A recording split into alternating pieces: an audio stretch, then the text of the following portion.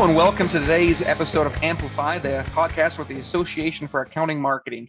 My name is Chuck Summers, Director of Practice Growth with MCM CPAs and Advisors, and I also serve as co-chair of the Amplify Podcast Committee for AIM.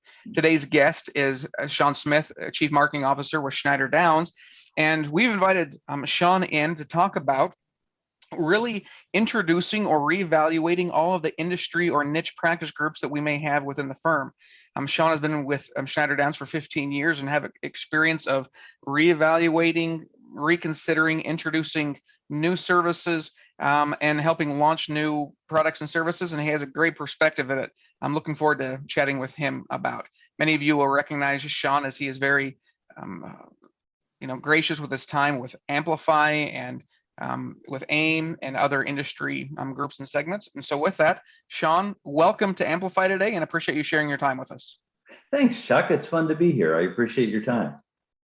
Why don't we just kick it off? Why don't you just share with the listeners, tell us a little bit about yourself, your career journey, and what brings you to Schneider Downs where you are currently in your role. Well, terrific. Thank you. I did not originally grow up saying I think I'll be chief marketing officer for an accounting firm. That was a path I found through a meandering career.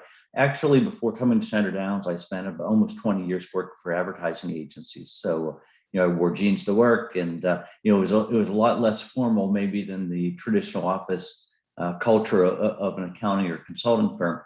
And about 20 years into my career, I decided I wanted to try a new challenge. I was actually introduced to Schneider Downs by a mutual acquaintance, and it was really an ideal fit because they were looking for someone to come in and lead the marketing efforts who was not a traditional accounting or professional services marketer, but rather would bring maybe some consumer focused approaches or styles or ideas to the party. So 15 years in an accounting firm is like 60 years in a lot of careers. It's been an ideal marriage. I've really enjoyed my time here. My job changes every year.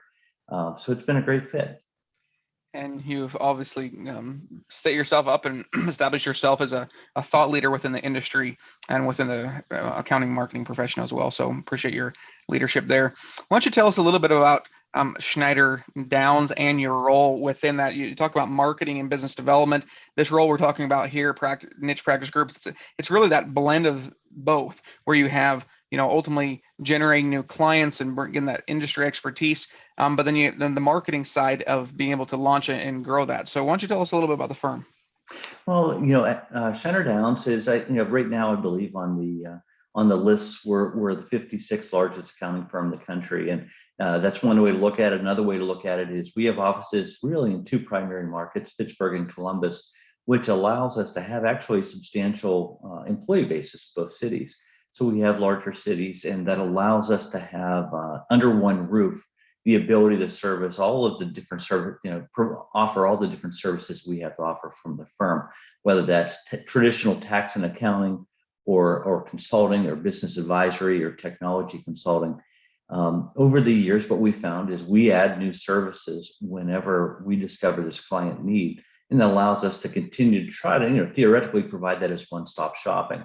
And Chuck, to your point, one of the core ways that we're able to segment that out is looking at industries or niches, collecting clients who have things in common and might actually value working with a firm that has an expertise in a specific area, and then to be able to provide unique services, again, not just tax and accounting, but also these whether it's specialty tax or other brands of consulting, again, within the narrow nature of a specific industry or sector. I appreciate that overview. Now, for those listening, many of us who work in the accounting marketing profession understand that, depending on the size of the firm, sometimes we're generalists and we'll take whatever client you can get. But as the firms grow in a segment, and kind of the tradition that has been for years and is continuing to bleed into the rest of the industry, is the subspecialization or the niche segmentation within the firm to become that specialized known within an industry or service within the traditional tax and audit or elsewhere. But let's talk a little bit about that structure, defining or identifying, do we have if a firm says, oh yeah, we market and say we have all these industry industry expertise, but what's your perspective on the difference between having a niche industry or service group and just having a whole bunch of clients who happen to Yeah. be in a particular industry? That's the question we run into a lot. Sometimes I'll be asked, how many clients do you need before you make it a formal group? And I don't know if that's necessarily the right question to ask, as much as it is, when do you have credibility? It's really knowing an industry. And we know from as I've been in this field, from Hinge research reports and other research reports, clients or prospects, they tend to gravitate. They want to know that they're working with a firm that has experience in their industry. And the more nuanced an industry gets, the more important that expertise becomes. If you have a lot of clients in a specific industry, then you've seen things before. You've seen challenges pop up. You've seen your other clients go through impact of legislative changes, or you've seen opportunities, or that there might be a special state and local tax opportunity that's unique to a retail client, and you can talk in their jargon or their vocabulary. And so how do you demonstrate that to the market? Because the answer to your question really is credibility. At the end of the day, it's not so much that I can't decide Schneider Downs is going to be the expert in this specific industry. You collect clients in an area, and that's true, but it isn't until you are recognized within that industry as really being part of that culture, that the prospects and the clients recognize your industry expertise. That means we need to put resources against that, going to networking events within the industry, not in accounting industries, but to the construction industry or to the nonprofit industry. You need to have a presence in those communities and with those groups.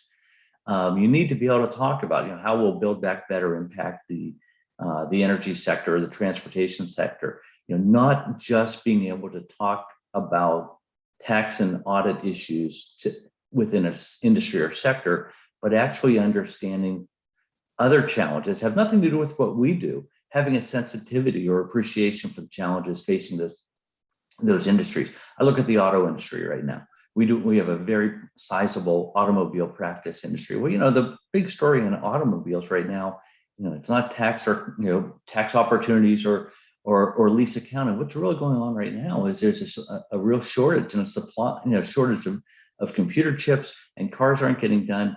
And having that sensitivity and looking through the lens of the industry broadly instead of just narrowly from our point of view is really when the clients or prospects start thinking of you as a retail specialist or an energy specialist or an auto specialist. And that's what you're trying to achieve. No, I like that. And to build upon that, it seems that whether you have two clients in a given industry, but you understand the industry and are sensitive and understand the details that encompass their entire business model, and you could be a great advisor to that industry, or you could have 100 clients in a given industry, but being mediocre because you're just transactional and do the work that's in front of you and don't encompass yourself, create yourself as a thought leader involved in both regional, local, and in even industry conversations, and are at the table. And I appreciate that. Creating that credibility is more critical than the quality is more important than the quantity of the service and the knowledge that you're sharing with that. I'd probably say, as an example, we do not do Schneider Downs doesn't have a sizable healthcare practice. Healthcare is a great practice to get into. It's a great area. We don't necessarily have that client base that makes me comfortable portraying us as experts within that field. That doesn't mean we wouldn't gladly take on a doctor practice or a hospital or prospects or clients that are tangent to that industry. But at some point, you have to have that credibility to stand before you stand up and say, we're experts in this field. I'd rather focus on where we know our professionals have a comfort level being experts. Yeah. So let's talk about this. Let's say that they're, regardless of whether it stems from a genesis of a firm having a lot of clients in a given industry, and so they've just created themselves a thought leadership and create credibility within an industry.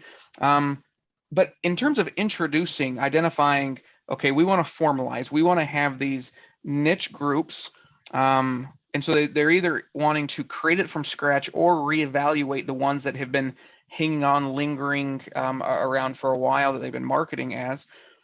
How do you and how would you recommend people go about considering that, and how formal or informal do you take those industry niche groups?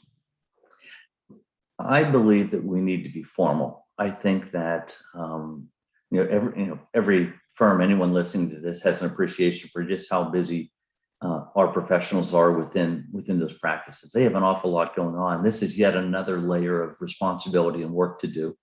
And what that really means is, I think there has to be accountability. I don't mean accountability as in, if you don't have this, you won't get the job done. But I think having a formal structure that says these are the objectives of this group, and here's what we're trying to accomplish. And anybody who's listening to this, if you've had industry groups for years, if you don't look at them every couple of years, they probably get a little stale. And the reason is because you have turnover, and so you bring in new team members, you hire new people, and other people come in, you have new clients. And these groups can kind of swell to become, I call them student council meetings, where people show up because they're on the calendar and we're going to have our construction meeting today. Yet there is not a formal agenda. There's not a formal goal. There isn't a formal set to say, why are we doing this? Most recently, we've gone through this, and we're really focusing currently on business development within the industry set niches.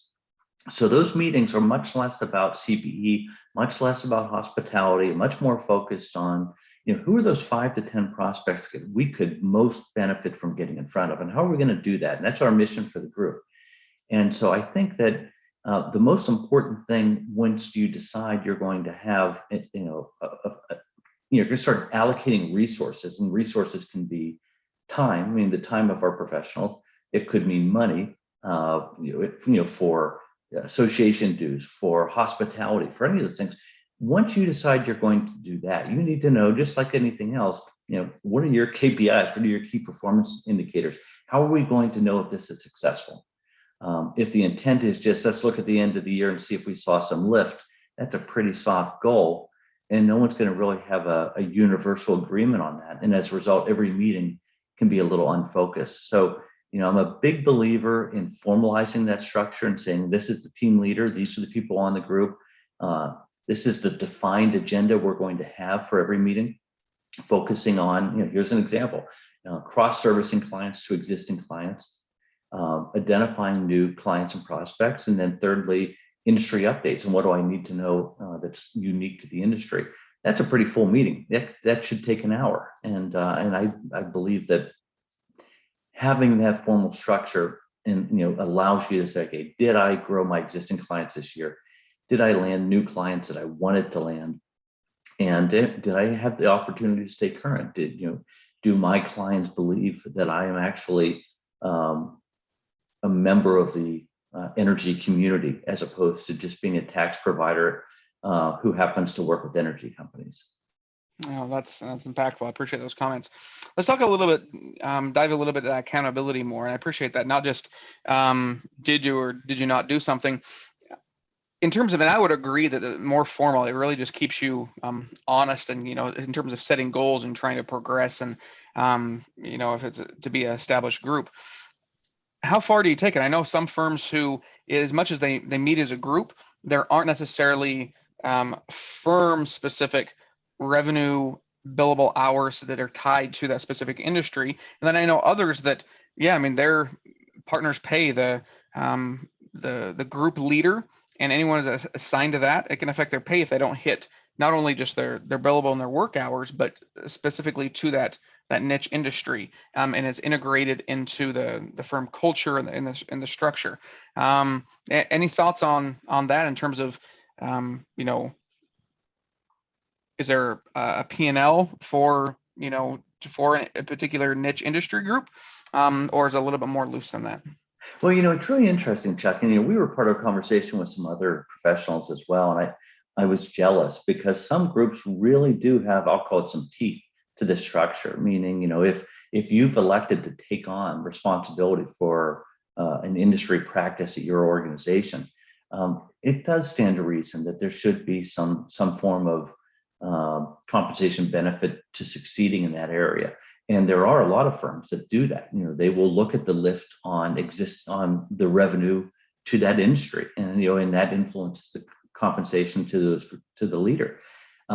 Center Downs doesn't currently do that, and I don't know how because it doesn't necessarily fit our culture. The way we operate is a little less, commission or points based, and a little more structured towards the good of the organization, and that works for us. But for other firms, they do have maybe more of a structured BD policy, or maybe there's more defined expectations for partners as it relates to business development. And the more defined that is, boy, the better an industry approach sounds to those people, because you're really saying, I'm going to hone in specifically on my strengths, and I'm going to bring in more clients, or I'm going to sell more services. So I believe that this is extra work for people, and so I do feel, however you want to measure compensation for that, whether that's monetary, or quite frankly, if it's just within the organization, when it comes time to allocate shares, you get a lift then because of your contributions to that group. I think either of those work, but I do think it's important to have some form of benefit for this effort, because at least from my perspective, if you're doing these groups well, there's extra work there that other members of your organization are not taking on. So, with accountability should come opportunity, I think. And I agree.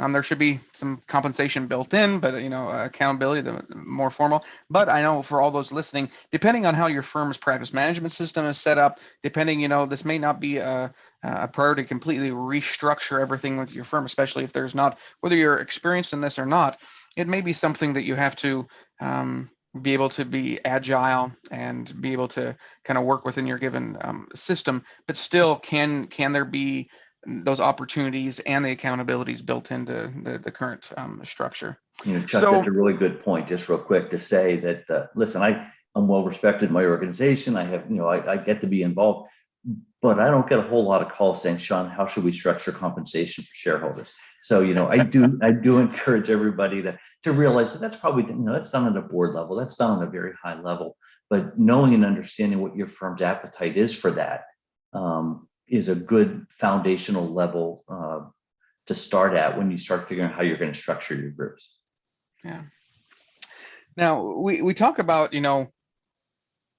okay, well, what industry niches or groups should we get? And I think naturally that kind of blends that way because of, like, it starts with the number of clients that someone may have. But I think in terms of identifying, it needs to be intentional and strategic, the way that firms are looking at what should those niche and industry groups. And there's some that may be the formal ones. There's maybe some that are kind of in growth areas. But I want to kind of talk about, kind of the status of a group. But let's talk about first more about how to evaluate what industry or niche service groups that a firm should consider. Now, I'm going to throw out some ideas. So I know that sometimes everyone wants to go after the high growth area, though, things that are just given the nature and the opportunity in a given market. Sometimes it's given that where your offices are geographically located, and there's just some natural, whether it's agriculture related or energy related. And then there's some that are just good standard growth. Talk to me about, from the way you approach it, or those listening, how do you consider not only the clients that you currently have, but what industry segments, how should firms consider which groups to choose and which groups to work with?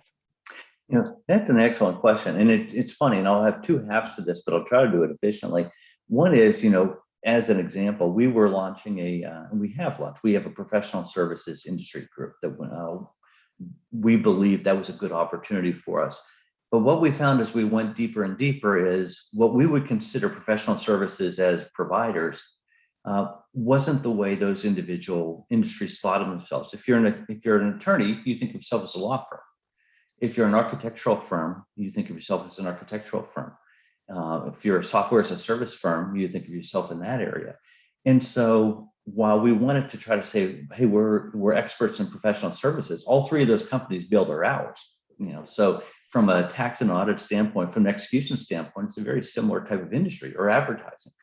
But what we discovered was that's not how they thought of themselves. Now, we don't have such a robust advertising practice or such a robust architectural practice that we're prepared to really drill all the way down that deep. And so we do have, we focus on professional services, and then we try to, maybe customize our invitations to CPE events to be more specific to their individual industries. So I do think you have to be careful. You don't want to go micro niche, but you also don't want to be so vague that you're not speaking to the world. The other thing you said I thought was really interesting is you talk about growth and geographic and all these different things. 10 years ago, I'm in Western Pennsylvania today. I'm in Pittsburgh. In Pittsburgh and in Columbus, where we have offices, 10 years ago, the hottest thing going was energy because of natural gas, Marcellus shale.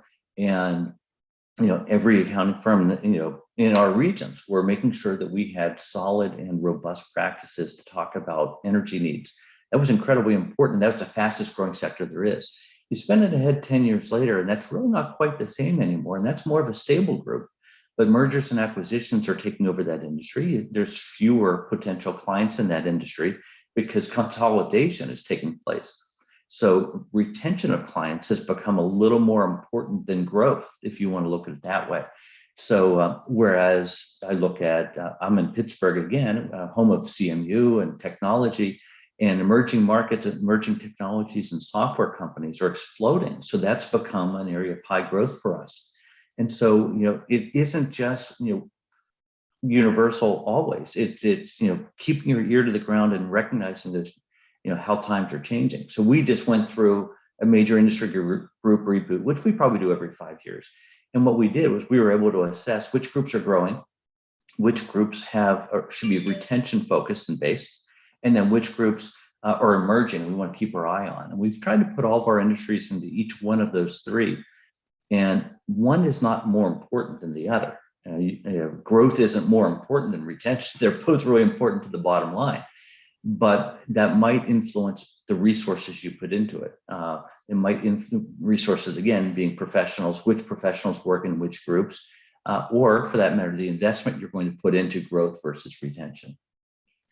No, and I like that and recognize that it's not just a one size fits all. You have to understand the nature and where the industry is, the structures within your firm, your team, your capabilities, your thought leadership, your credibility, but then also where that industry or that niche, given are there certain, policies or regulations that are, creating a cause for that growth, or geographically is it new to the area? So no, I appreciate that and understanding the work. Now this is dovetails in regardless of where it is, whether it's growth or emerging.